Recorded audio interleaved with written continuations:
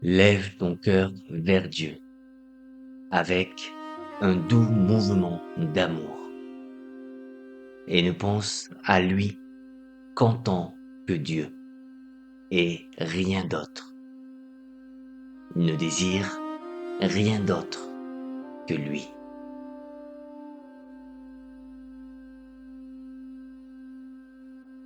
Imaginez, si vous le voulez bien, un monde en plein bouleversement. Nous sommes au XIVe siècle, en Angleterre. Dehors, c'est le tumulte. La maladie rôde. Les certitudes s'effondrent. Et l'homme se sent petit face à l'immensité de sa propre souffrance. Cela vous rappelle-t-il quelque chose? Les époques changent, mais les angoisses du cœur humain restent les mêmes. Pourtant, c'est précisément au cœur de cette nuit, dans le silence d'une cellule de pierre, qu'une lumière a jailli. Celui qui allumait cette flamme a choisi de rester dans l'ombre. Nous ne connaissons pas son nom. Et c'est là sa première leçon de sagesse. Probablement un moine chartreux, un homme qui avait renoncé au bruit du monde pour écouter le murmure de l'Éternel. Il écrivait ces lignes pour un jeune disciple de 24 ans, un ami cherchant sa voie. Mais en cachant son identité, cet auteur anonyme a fait un don immense. Il a effacé son ego pour que le message puisse traverser les siècles sans être obscurci par la personne du messager. Il est devenu une voix sans visage pour pouvoir parler à tous les visages. Pourquoi, me demanderez-vous, nous pencher aujourd'hui sur ce vieux parchemin? Parce qu'il contient une promesse audacieuse, presque scandaleuse pour nos esprits modernes, obsédés par la compréhension et l'analyse. Ce livre, le nuage de l'inconnaissance, ne vous demandera pas d'apprendre davantage. Il ne vous demandera pas d'accumuler des savoirs, des théories ou des dogmes. Au contraire, il vous invite à déposer vos fardeaux. Il vous invite à désapprendre. Je suis ici pour vous guider vers cette idée révolutionnaire. L'intellect, aussi brillant soit-il, est une lampe trop faible pour éclairer l'infini. Il y a un seuil où la pensée doit s'arrêter, fatiguée et impuissante. Et c'est là, précisément là, où la raison échoue, que l'amour prend son envol. Ce texte nous enseigne qu'on ne peut pas saisir le divin avec la tête, mais qu'on peut le toucher, le percer, par un élan aveugle et nu du cœur. Alors, respirez doucement. Oubliez ce que vous croyez savoir. Nous allons ensemble avancer vers ce nuage, non pas pour voir clair, mais pour apprendre à voir autrement.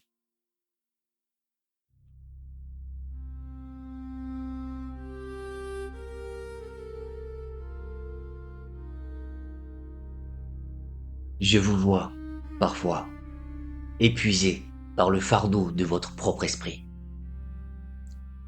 Vous marchez dans le monde comme des arpenteurs infatigables, cherchant à tout mesurer, tout peser, tout définir.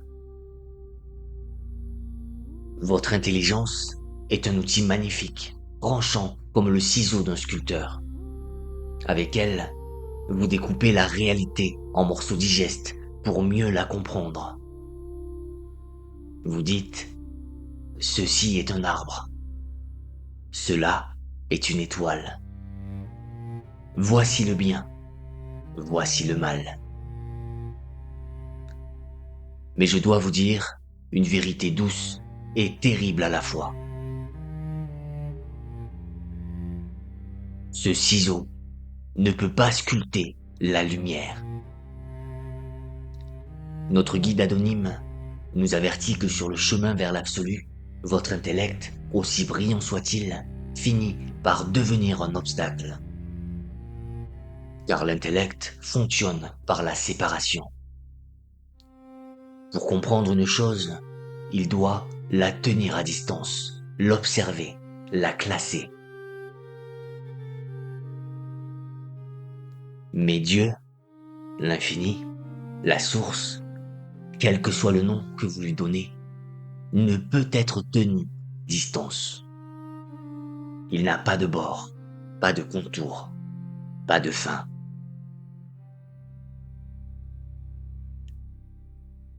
Vouloir saisir l'immensité du divin avec les raies de votre raison, c'est comme se tenir au bord du rivage et tenter de vider l'océan tumultueux avec une petite cuillère en argent.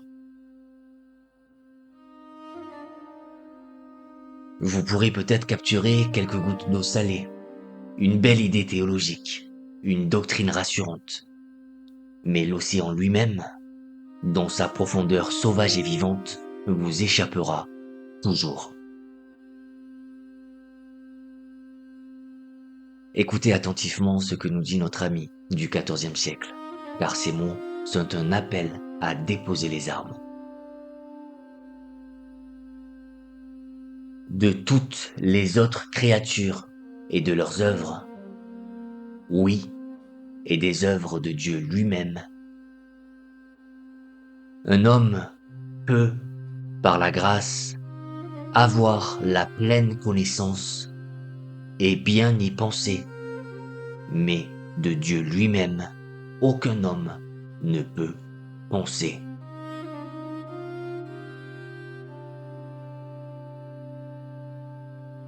Aucun homme ne peut penser. Ce n'est pas un échec, c'est une porte de sortie. Tant que vous pensez à Dieu, vous placez une image, un concept entre vous et lui. La pensée crée un mur, aussi doré soit-il. Elle fige ce qui est mouvant. Elle réduit l'insaisissable à une formule. Mais l'amour, lui, ne connaît pas cette barrière. L'amour ne cherche pas à comprendre. Il cherche à s'unir. Je vous invite donc à entrer dans ce que les sages appellent la sainte ignorance. N'ayez pas peur de ce mot. Ce n'est pas l'ignorance de celui qui ne sait rien par paresse, mais l'ignorance noble de celui qui a compris que le mystère dépasse son cerveau. C'est le moment où l'esprit, par l'humilité et par sagesse, accepte de s'arrêter au seuil du temple.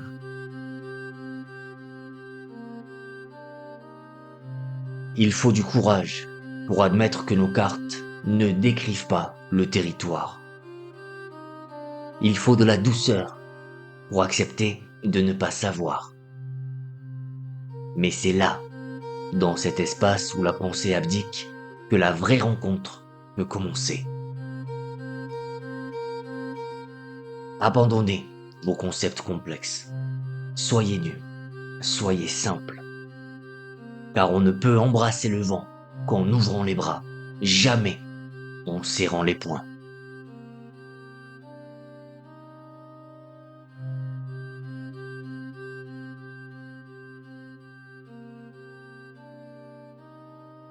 Maintenant que nous avons laissé la raison sur le seuil, comme on laisse ses sandales à l'entrée d'un temple, je vais vous parler de l'architecture de votre propre silence. Car le silence n'est pas vide, il est habité, il est structuré. Notre guide invisible nous invite à construire un sanctuaire intérieur, suspendu entre deux horizons mystérieux, deux nuages. Le premier travail est une œuvre de détachement. regardez vers le bas, vers la terre de votre esprit, là où grouillent vos souvenirs, vos soucis, les visages aimés et les visages craints, toutes les créatures et toutes les choses de ce monde.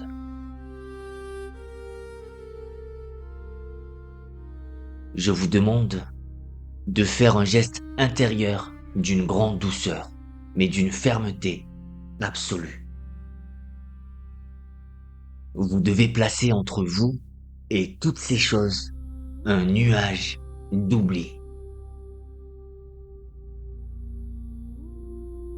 Imaginez que vous étendez un manteau épais et brumeux sur le sol de votre conscience. Sous ce nuage, vous devez enfuir le monde entier, non pas par mépris, mais pour créer un espace libre. Que la pensée soit bonne ou mauvaise, qu'elle soit sainte ou profane, elle doit être recouverte.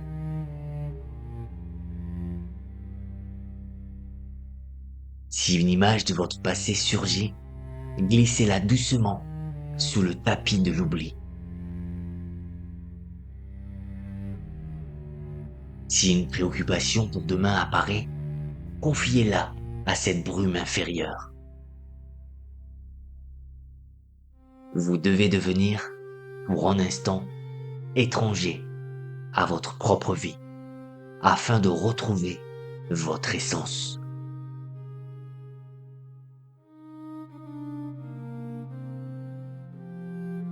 Une fois que vous avez établi ce silence en bas, levez les yeux.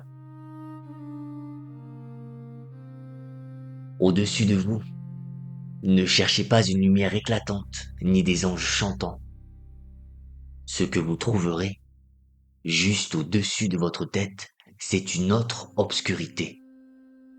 C'est le nuage de l'inconnaissance.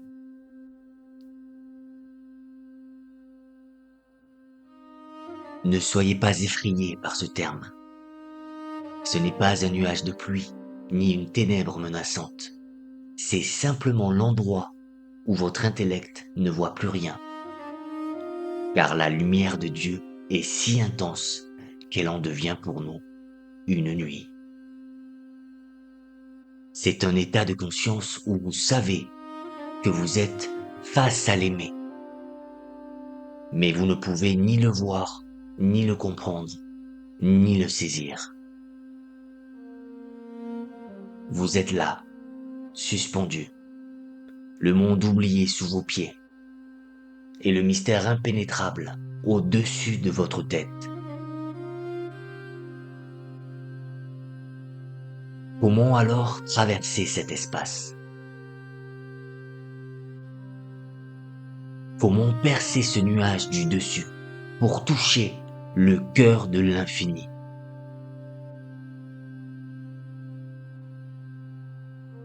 L'auteur nous confie une arme secrète, petite comme un caillou, mais puissante comme la foudre. Il nous dit de choisir un mot unique, très court, d'une seule syllabe si possible. Un mot comme Dieu, ou mieux encore, un mot comme amour.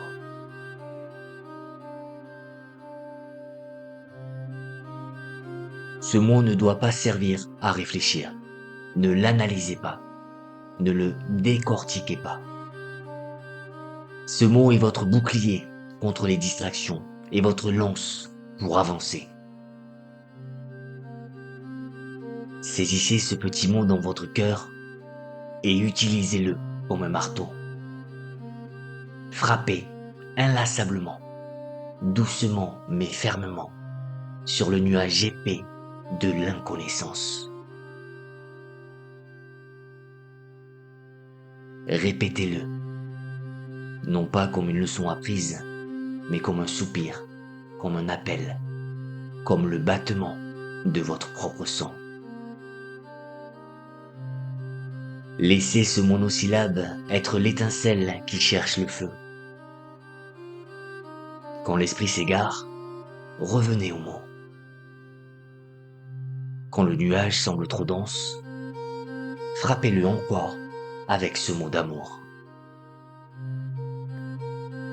Car c'est par cette brèche minuscule, ouverte par la persévérance d'un amour simple, que la grâce finira par descendre pour vous inonder.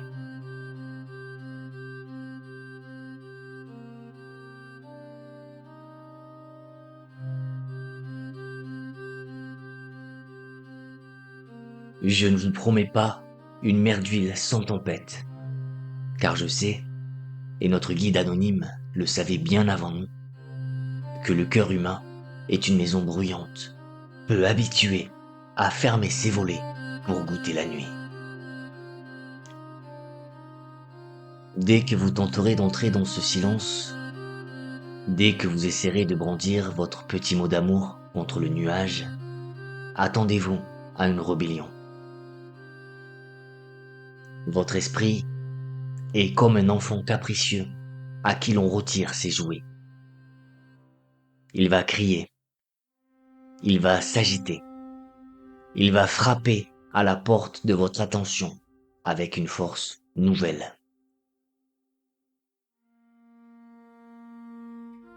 Il viendra vous voir avec des questions logiques, des doutes raisonnables. Vos pensées s'habilleront en sages pour vous dire « Mais que fais-tu là, dans le noir ?» Elles vous demanderont des comptes. C'est une épreuve inévitable. Écoutez la réponse magistrale que nous souffle l'auteur pour faire taire ces inquisiteurs intérieurs. Si une pensée survient et te demande « Que cherches-tu » réponds-lui que c'est lui que tu veux. L'avoir lui et non pas ce qu'il a fait.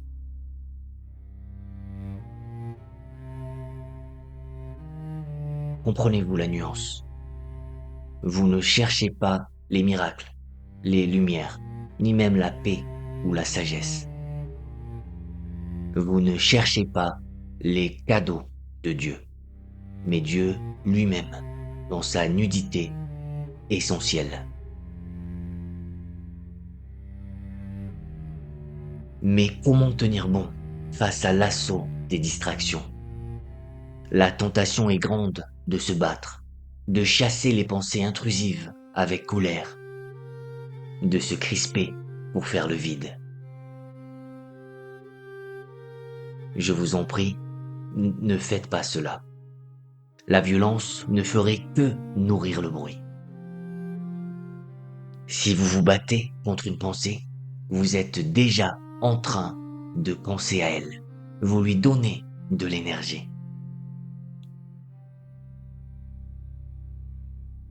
La voie que je vous propose est celle d'une indifférence douce.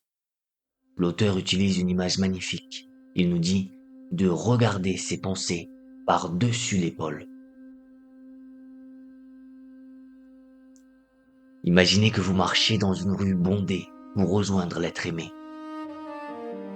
Des gens crient votre nom. Des marchands vous vantent leurs produits. Des chiens aboient. Allez-vous vous arrêter pour débattre avec chaque passant? Allez-vous vous énerver contre chaque bruit? Non, vous continuez d'avancer.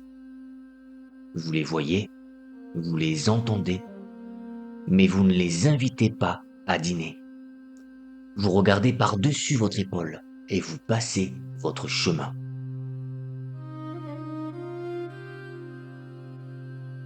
Faites de même avec votre esprit. Quand une distraction surgit, ne vous jugez pas. Ne soyez pas sévère envers votre propre faiblesse. Contentez-vous de revenir avec une patience infinie à votre petit mot unique. Revenez à Dieu, revenez à amour. Soyez comme le rocher qui laisse l'eau couler sur lui sans jamais se plaindre d'être mouillé. C'est dans ce retour inlassable, d'où étais-tu, que se forge la véritable paix.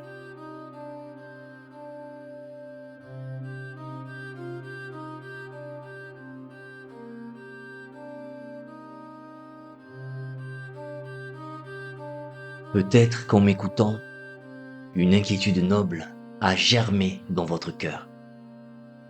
Vous vous demandez, ai-je le droit de me retirer ainsi dans le silence alors que le monde souffre? N'est-ce pas une fuite égoïste que de fermer les yeux quand il y a tant à faire?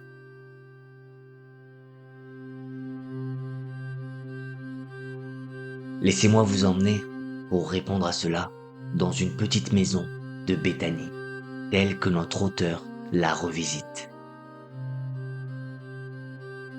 Là, nous retrouvons deux sœurs, Marthe et Marie.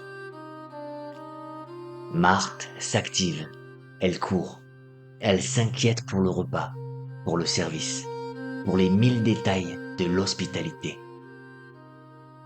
Marie, elle, est assise, immobile, tout entière absorbée par la présence de l'invité. Souvent, on oppose l'une à l'autre. Mais notre guide ne blâme pas Marthe pour son action. Il constate simplement sa douleur. Marthe est dispersée. Elle est fragmentée par la multiplicité des choses. Elle vit dans le beaucoup. Marie, en revanche, a choisi la meilleure part. Pourquoi? Non par paresse, mais parce qu'elle a choisi l'unité. Elle a rassemblé tout son être en un seul point incandescent d'amour. Je vous le dis, ce travail dans le secret du nuage n'est pas une démission. C'est la racine invisible qui permet à l'arbre de porter des fruits pour tous. Car que se passe-t-il vraiment lorsque vous plongez dans ce nuage de l'inconnaissance? Vous y découvrez la véritable humilité. Face à l'immensité de l'absolu, vous réalisez que vous n'êtes qu'une poussière, mais une poussière aimée.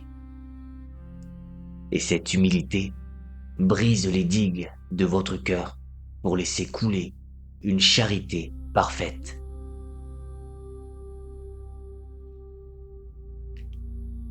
Imaginez un amour qui ne fait plus de calcul. C'est là le secret le plus bouleversant de ce livre. Lorsque vous êtes dans le nuage, lorsque vous avez placé le nuage d'oubli sur toutes les créatures, quelque chose de miraculeux se produit dans votre rapport aux autres. Puisque vous avez oublié les détails, les offenses de votre ennemi, les faveurs de votre ami, les liens du sang ou les barrières sociales, il ne reste plus que l'essentiel.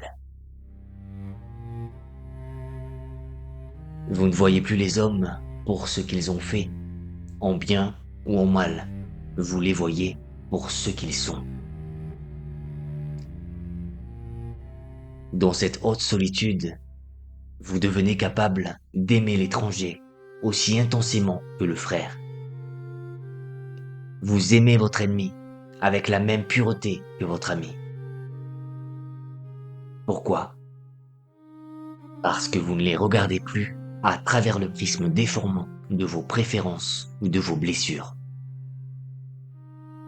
Vous les aimez simplement parce qu'ils sont enfants de la même vie.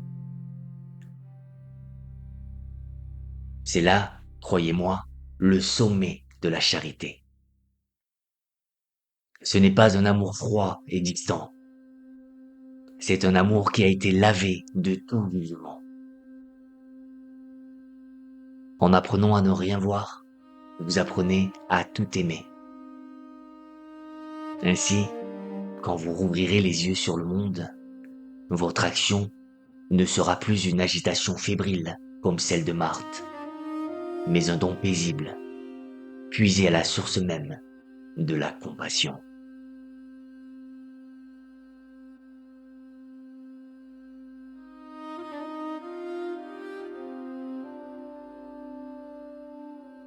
Nous voici arrivés au terme de ce voyage, sur ce rivage où les mots s'épuisent pour laisser place à l'immensité.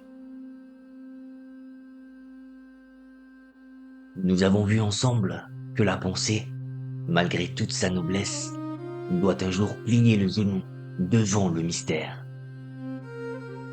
Nous avons appris l'art délicat de tisser un manteau d'oubli pour couvrir le vacarme du monde, non pour fuir la vie, mais pour mieux l'embrasser.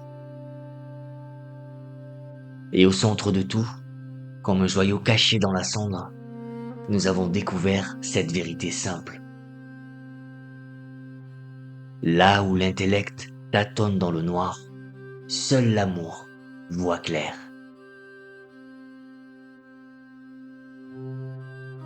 Tout ce chemin, finalement, tient dans une seule image fulgurante offerte par notre guide.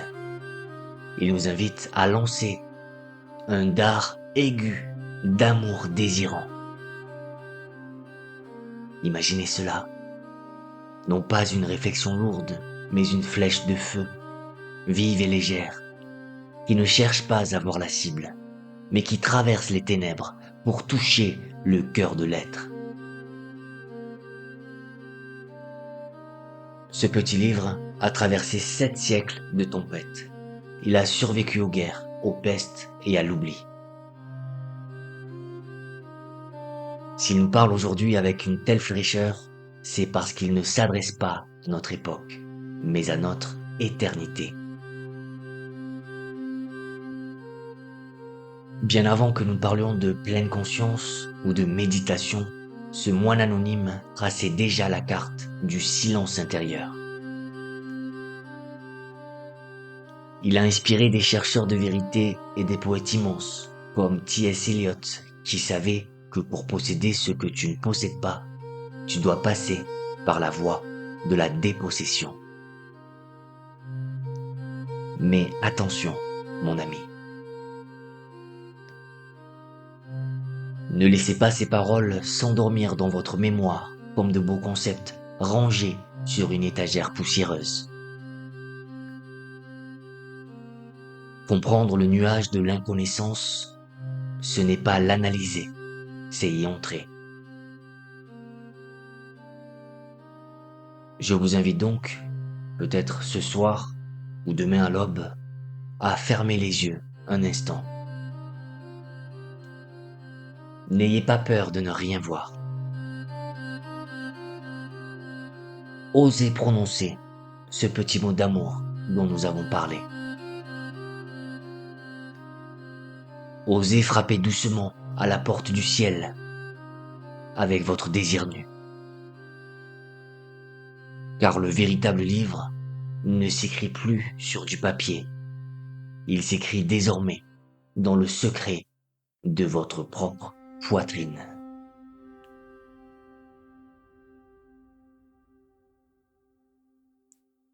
Je vous remercie d'avoir prêté l'oreille de votre cœur à cet enseignement ancien. Que votre silence soit fécond, que votre nuage soit traversé de lumière et que votre paix soit profonde.